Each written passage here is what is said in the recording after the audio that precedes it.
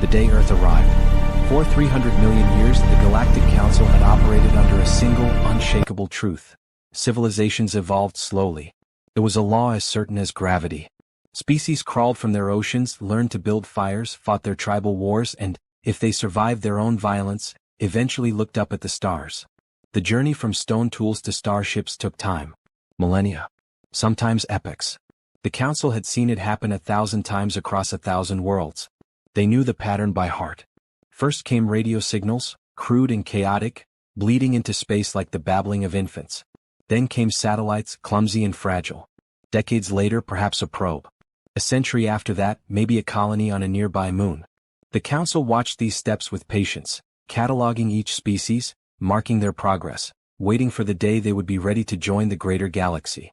Earth had been catalog entry 7-749 Epsilon. Quarantined. Observed. Noted as potentially viable pending maturation. The file had been clear. Homo sapiens showed promise but also problems. Fractured governance. Persistent tribalism. A concerning tendency toward self-destruction. The consensus was unanimous. Earth needed at least another 500 years before first contact. Maybe 1,000. Perhaps never. No one expected them to arrive early. And no one expected them to arrive like this. The Council chamber hung in the void between stars, a structure older than most civilizations in the galaxy. Its walls were formed from crystallized spacetime itself, shimmering with the light of 1 billion distant suns. Inside, representatives from 47 species sat in their designated alcoves, their forms as varied as the worlds they came from. The Velthri floated in spheres of liquid methane. The Korth stood on 6 legs, their carapaces gleaming like polished obsidian. The YSS Kara, beings of pure energy, flickered and pulsed in containment fields. They had gathered here for 3,000 years, deliberating on matters of trade, territory, and the slow turning of galactic civilization. Today's agenda had been routine. Then the alarms began. At first, it was a whisper, a fluctuation in the quantum sensors at the edge of Council space. Then a tremor. Then a roar of displaced energy that sent every detection grid in the sector into panic mode. Unscheduled warp signature detected, announced the chamber's AI, its voice calm despite the impossibility of what it was reporting. Origin unknown. Scale, unprecedented. The gathered species turned toward the central holo display as it flickered to life. What they saw defied explanation. A fleet. Not a single ship. Not a diplomatic shuttle making a cautious approach. A fleet, 300 vessels strong, emerging from slipspace in perfect formation. Their hulls were angular and aggressive, built from alloys the sensors couldn't identify. Energy signatures radiated from their cores, powerful and efficient in ways that shouldn't be possible for a species Earth's age. Identify those ships, commanded High Arbiter Cuven, a towering figure whose species had mastered interstellar travel when Earth's ancestors were still learning to walk upright. The AI hesitated. In 300 million years of operation, it had never hesitated. Origin confirmed, it finally said. Homeworld Sol, 3. Designation, Earth. Silence. The kind of silence that falls when the universe stops making sense. That's impossible, whispered Ambassador Reth of the Korth Dominion. We have Earth under observation. They barely have fusion reactors. Their space program is still in its infancy. This cannot be real. But it was real. The fleet held position, neither advancing nor retreating. And then, with a precision that made every military strategist in the chamber tense, the ships parted. A single vessel moved forward, sleek, elegant, and utterly confident.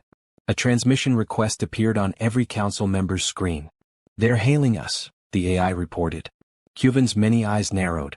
Open the channel. The holographic display shifted, and for the first time in galactic history, a human face appeared before the Galactic Council. She was young by human standards, mid-30s perhaps, with dark skin, sharp eyes, and an expression that suggested she knew exactly how impossible this moment should be. She wore a uniform of deep blue and silver, and behind her, the bridge of her ship hummed with quiet efficiency. Greetings, she said, her voice steady and clear. I am Admiral Keisha Okonkwo, representing the United Earth Collective. We come in peace, seeking formal recognition and membership in the Galactic Council. Another silence. Longer this time. It was Ambassador Silith of the Contemplative Order who finally spoke, her telepathic voice resonating in every mind present. Oh. Admiral Okonkwo smiled, a small, knowing expression that sent a chill through the chamber. "We've been listening," she said simply, "for a very long time. You marked us as unready, divided, dangerous. You weren't wrong. But you made one miscalculation." She leaned forward slightly, and her eyes seemed to look directly at each council member at once. "You assumed we would wait for your permission." High Arbiter Cuven felt something he had not experienced in centuries: uncertainty. Earth's file had been updated only months ago. Primitive propulsion, limited spaceflight capability, political fragmentation. And yet here they stood, unified, advanced, and waiting at the gates of galactic civilization with the confidence of equals. "Explain yourselves," Cuven demanded. "How did you achieve this level of technology? Who shared it with you?" "No one," Okonkwo replied. "We built it ourselves." "Impossible. Your species lacks the necessary." "We learned," she interrupted, and there was steel in her voice now. "We listened to your transmissions. We studied your physics. We unified our world not because it was easy, but because the alternative was extinction. And when we were ready, we didn't ask if we could join you." She paused, letting the weight of her words settle. "We simply came." The chamber erupted. The debate that shook the stars. The Galactic Council had weathered wars, cosmic disasters, and the collapse of entire star systems. But it had never faced anything quite like this. A species that refused to follow the rules no one had bothered to write down. For 3 hours, the chamber descended into chaos. The Vel-3 delegation argued for immediate quarantine. "They are unpredictable," their spokesperson bubbled through translation fields. "A species that advances this rapidly is inherently unstable. We cannot allow them access to our networks, our worlds, our knowledge. History teaches us that fast-rising civilizations burn brightest before they collapse." The Korth Dominion took a harder stance. Ambassador Reth's carapace gleamed under the chamber's light as he spoke, his voice resonating with barely controlled anger. "This is not mere advancement. This is espionage. They admitted to listening to our transmissions, stealing our scientific data, reverse engineering our technology. They have violated every principle of ethical development. We should treat them as what they are, thieves and infiltrators." But not everyone agreed. Counselor Mira of the Lysan Commonwealth, a species known for its philosophical approach to galactic affairs, raised a delicate hand. Her voice was soft, but it cut through the noise like a blade. "Or perhaps they are exactly what we claim to value: survivors, learners, innovators. Is it theft to listen to signals we broadcast freely into space?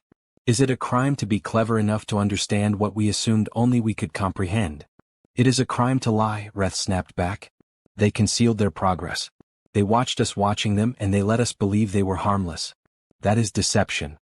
"That," Mira countered, "is strategy." High Arbiter Cuven raised his primary appendages, and the chamber fell silent.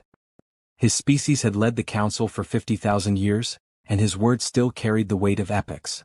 "Admiral Okonkwo," he said, his voice measured and cold, "you stand before the oldest institution in the known galaxy. We have guided 1,000 species from darkness into enlightenment. We have prevented wars, brokered peace, and maintained order across 10,000 star systems. You arrive here with a fleet, unannounced and uninvited, and demand recognition as our equals. What makes you believe you have earned that right?" The holographic image of Okonkwo remained perfectly still. Behind her, the bridge of her ship continued its quiet operations, crew members moving with practiced efficiency, screens displaying data that the council's sensors couldn't help but notice was encrypted beyond their ability to crack. She took a breath, and when she spoke, her words carried the weight of an entire world. "Because we did what you thought was impossible," she said. "And we did it alone." The chamber stirred, but Okonkwo continued, her voice growing stronger. "You want to know how we got here? Fine. I'll tell you. 73 years ago we detected your first transmission. It was a simple navigation beacon from a Vel-3 mining convoy. To you it was background noise. To us, it was proof we weren't alone." She gestured, and with her permission the council's systems displayed a timeline, Earth's history compressed into a visual stream. "We could have announced ourselves immediately. Sent out a desperate signal begging for contact. But we didn't. Because we'd been watching our own history, and we knew what happened to civilizations that revealed themselves too soon. The conquistadors and the conquered. The colonizers and the colonized. We played both roles enough times to know how the story ends." The timeline shifted, showing a planet slowly changing. Cities spreading. Lights connecting. Borders fading. So instead we unified. Not through war, We tried that enough times to know it didn't work. Through necessity. Through the shared realization that if we didn't come together, someone else out here might decide our fate for us. Counselor Mira leaned forward, her expression intent. You feared us. We feared the unknown, Okonkwo corrected. And we prepared for it. We took your physics and made it ours. We studied your transmissions and learned your languages. We built our ships in silence, in the dark spaces of our own solar system where your sensors couldn't see. And yes, we watched you watch us and we let you believe we were still squabbling children playing with chemical rockets. Deception, Reth said again, his voice hard. Survival, Okonkwo shot back. You had 300 million years to perfect your society. We had 3 generations to catch up. You'll forgive us if we didn't announce every breakthrough to an audience that already decided we weren't ready. High Arbiter Cuvan's expression was unreadable. And now you believe you are ready? Okonkwo's smile returned, but this time there was no warmth in it. We're here, aren't we? The silence that followed was different from before. It wasn't shock anymore. It was calculation. Every species in that chamber was doing the same math, running the same scenarios. If humanity had advanced this far, this fast, while under observation, what else were they capable of? What other surprises waited in that fleet of 300 ships? It was Ambassador Silith who broke the quiet, her telepathic voice gentle but probing. You speak of survival, Admiral. But survival alone does not grant you the right to stand among us. What do you offer the galaxy? What makes humanity worthy of this council? Okonkwo straightened, and for the first time, something shifted in her expression. The steel remained, but beneath it, something else emerged, something that looked almost like hope. We offer what we've always offered, she said quietly. Adaptability. Resilience. The refusal to accept that anything is impossible. She gestured again and the holographic display changed. Images appeared, human cities, thriving in green. Orbital stations, massive and elegant. Ships under construction, sleek and powerful. But also, hospitals, schools, monuments to peace. Archives preserving 1,000 languages. Gardens growing food for billions. We're not perfect, Okonkwo continued. We're barely a century past our last global war. We still argue, still disagree, still struggle to understand each other. But we learned something you seem to have forgotten in your 300 million years of slow, careful progress. She looked directly at Cuvan. We learned that the universe doesn't wait for you to be ready. It doesn't care if you're worthy. It simply exists, vast and dangerous and beautiful, and it will move on whether you're part of it or not. Okonkwo took a step forward, and though it was only a holographic projection, every being in the chamber felt the weight of her presence. You can quarantine us. You can refuse us. You can try to force us back into our corner of space and pretend we'll quietly wait another 500 years for your approval. Her eyes gleamed. But we both know that's not going to happen. We didn't come here to ask permission. We came here to show you that the galaxy has changed. The question isn't whether humanity is ready for the council. She paused, letting the words hang in the air. The question is whether the council is ready for humanity. High Arbiter Cuvan stared at the human admiral for a long moment. Behind him, 47 species waited for his response, their thoughts a storm of fear, curiosity, anger, and, for some, something that might have been respect. Finally he spoke. We will deliberate. Your fleet will remain at the perimeter. Do not advance. Do not retreat. Simply, wait. Okonkwo inclined her head. We've been waiting for 73 years, High Arbiter. We can wait a little longer. The transmission ended. And in the silence that followed, the Galactic Council began the most important debate in its history, not about whether to accept humanity, but about what it meant that they no longer had the power to refuse. The universe changes course. The deliberation lasted 6 days. In the Galactic Council's long history, decisions had taken decades, sometimes centuries, to reach consensus. Wars had been prevented through patience. Treaties had been crafted with meticulous care. The Council prided itself on thoughtfulness, on the measured consideration of every angle, every consequence, every ripple that might spread across the fabric of civilization. 6 days was an eye blink. It was also an eternity. Outside the Council chamber, the human fleet maintained its position with unnerving precision. Not a single ship drifted. Not a single energy signature fluctuated. The formation held as perfectly on day 6 as it had on day 1, and that discipline, that control, sent a message louder than any weapon could. These were not the desperate ships of a species hoping for acceptance. These were the ships of a species that had already decided they belonged. Inside the chamber, the debate raged like a storm. They are a threat, insisted General Carvos of the Shin hegemony, a military power that had held dominance over 3 spiral arms for millennia. Not because they are aggressive but because they are unpredictable. Every model we have, every simulation, every historical precedent, all of it says that a species advancing this rapidly will either collapse or conquer. There is no middle ground. Your models, Counselor Mira replied calmly, were built on species that advanced slowly. You are trying to measure a supernova with tools designed for candles. Then what do you suggest? Carvos demanded. We simply accept them? Allow them full access to our networks, our technology, our worlds? What happens when they learn everything we know and decide they no longer need us? What happens, said a new voice, when they learn everything we know and decide to teach us something new? The speaker was Elder Tuan of the Architects, a species so ancient that their homeworld had been consumed by its star 1,000,000 years ago. They existed now as vast, distributed intelligences, their thoughts spread across quantum networks spanning entire star systems. When they spoke it was rare, and when they spoke the council listened. I have studied humanity's mathematics, Tuan continued, their voice a chorus of harmonics. I have analyzed their art, their literature, their philosophy. Do you know what I found? The chamber waited. Chaos, Tuan said. Beautiful, terrible, magnificent chaos. They do not think in straight lines. They do not wait for permission from history or logic or established wisdom. They improvise. They combine ideas that should not work together and create something entirely new. They are not like us, and that is precisely why they are valuable. Valuable? Reth of the Korth scoffed. Or dangerous? Both, Tan replied simply. As are all things worth having. On the bridge of the UEC flagship Prometheus, Admiral Okonkwo watched the council chamber in silence. 6 days of waiting. 6 days of knowing that the fate of her entire species hung in the balance, decided by beings who had existed longer than human civilization, who viewed Earth's entire history as a footnote in their endless archives. Admiral, said her communications officer, a young woman named Chen. We're receiving multiple transmissions from Earth. The Assembly wants to know if we should prepare alternative strategies. Okonkwo smiled faintly. Tell them we wait. That's the strategy. And if they refuse us?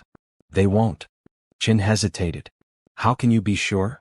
Okonkwo turned to look at her officer, and in her eyes was something that had carried humanity from caves to stars. Not certainty, but conviction.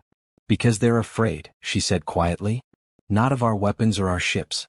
They're afraid that we might be right. That their way, slow, careful, controlled, isn't the only way. That 300 million years of tradition might not prepare you for a species that learned to split atoms before they learned to stop killing each other, and somehow survived anyway. She turned back to the view screen. They'll accept us. Not because they want to. Because they have to. Because the alternative is admitting that the universe is bigger and stranger than they've been willing to believe. Inside the council chamber, High Arbiter Cuven called for silence. The debate had circled back on itself a dozen times. Arguments repeated. Positions hardened. But beneath it all, a single truth had emerged, crystallized through days of discussion into something no one could ignore. Humanity was not going away. We have a choice to make, Cuven said, his voice carrying the weight of his office. Not about whether humanity deserves to be here, they have made that point sufficiently clear. Our choice is simpler and far more significant. He looked around the chamber, meeting the eyes, or equivalent sensory organs, of every delegation. Do we evolve or do we calcify? Do we remain a council that guides the galaxy forward, or do we become a museum, preserving the past while the future moves on without us? Ambassador Silith's telepathic voice whispered through every mind. You believe accepting them will change us? I believe, Cuven replied, that they have already changed us. The moment they arrived, the moment they proved that our assumptions about the pace of civilization were wrong, we changed. The question is whether we acknowledge that change, or spend the next 1,000 years pretending it didn't happen. He straightened, and when he spoke again, his voice held the authority of 300 million years of history. I call for a vote. All in favor of granting humanity provisional membership in the Galactic Council, with full rights and responsibilities, indicate now. The chamber filled with light. Not unanimously, the Korth delegation remained dark as did several others. But the majority glowed with assent, species after species acknowledging what they'd resisted for 6 days. The universe had changed. And the council would change with it. When Admiral Okonkwo received the transmission, she didn't celebrate. She didn't cheer. She simply nodded as if confirming something she'd always known. Communications, she said calmly. Signal the fleet. Stand down to diplomatic configuration. And send a message to Earth. What should it say, Admiral? Okonkwo smiled, a real smile this time, warm and genuine. Tell them we're coming home. And we're not coming back alone. Epilogue, 1 year later. The council chamber had changed. A new alcove had been added, carved from the same crystallized spacetime as the rest, but different somehow, younger, sharper, still settling into its place. Inside it sat Ambassador James Morrison of Earth, a former physicist who'd spent his career searching for signals from the stars and never imagined he'd be answering them himself. Today's session was routine. A trade dispute between the Velthri and the Lysan. Resources, territories, the usual complexities. But Morrison noticed something as the debate unfolded. The arguments were sharper now. More creative. Species that had relied on ancient precedent for millennia were suddenly proposing new solutions, unconventional approaches, ideas that would have been dismissed as reckless a year ago.